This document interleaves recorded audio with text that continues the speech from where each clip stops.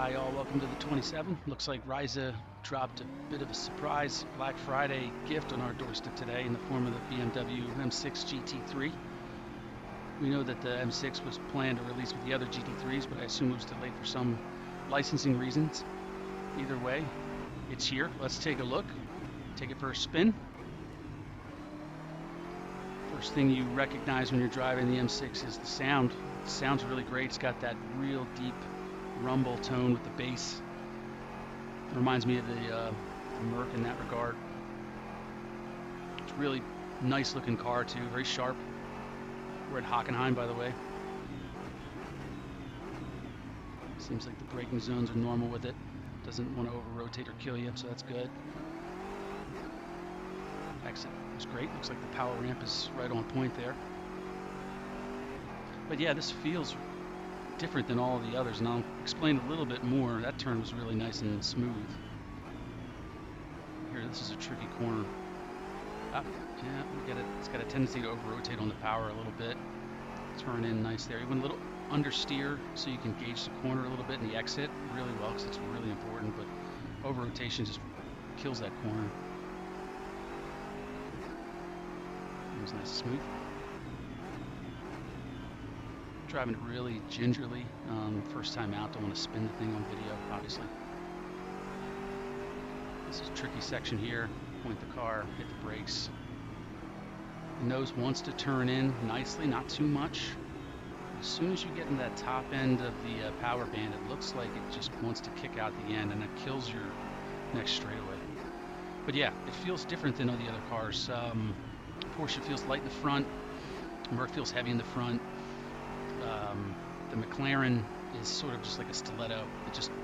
It wants to go where its nose is. This seems to be well balanced. Taking this lap with a little bit more authority, but still really kind of worried about that back end coming around on power. I'm also trying to change the gears at different times on the indication, so when I look at the telemetry, it'll tell me what the power band is, so I can know when to shift later on. But it seems to be right at the top end, right when that gear shift indicator hits the red for the first time. It seems like that's when you want to shift. That's a really nice smooth turn there. Most cars don't have that nice of a rotation. They usually have some kind of wheel slip out of there, which is kind of kills a build. It doesn't look like I have to do too much about that. What I am worried about though is that over rotation. It could be.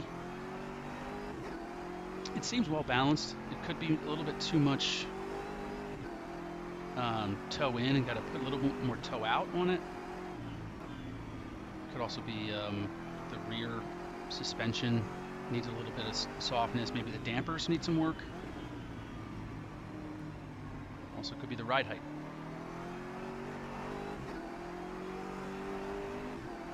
That'll cause some rotation at the end.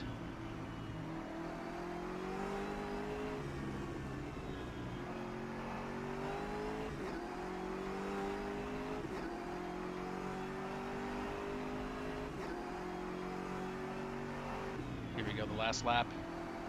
Not full beans, but as much as I care to do before I actually get into the cambers and pressures and get all those set. Good braking.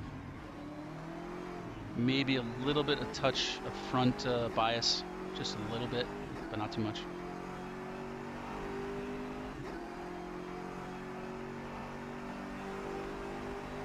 It feels fast. So I think it's going to be competitive out of the box. Don't know where it's going to fall obviously yet, but really nice corner on this. It's at the top end of that power band.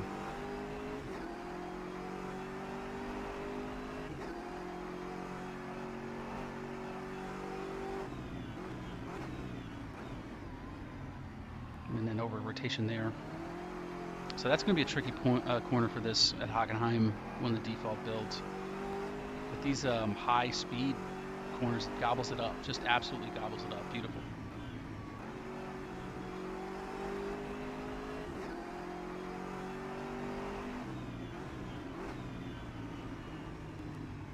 This corners can be tricky too sometimes. Obviously you want to give them the power early. I didn't do it in that case. I nice. Got it pointed on the power. No slipping on that one. All right, so that's the BMW M6. Final impressions. Oh man, it fits right in with the other cars. I can't emphasize that enough. It's got its own uniqueness to it, and it seems like it's a more well-rounded car than the other ones because they all have their own kind of quirks to them. I guess the Porsche, was the one that was the most well-rounded between the Merc and the McLaren. But this replaces the Porsche in that regard, and it sounds great. At the very end, I'm gonna put it in a chase cam, and you can hear what I'm talking about. It just sounds glorious. It's going to be unique on the track with all the other cars. I can't wait to put this in a pack of GT3s and run around. In any event, that's the BMW M6 GT3. Thanks for watching, and I'll catch you next time.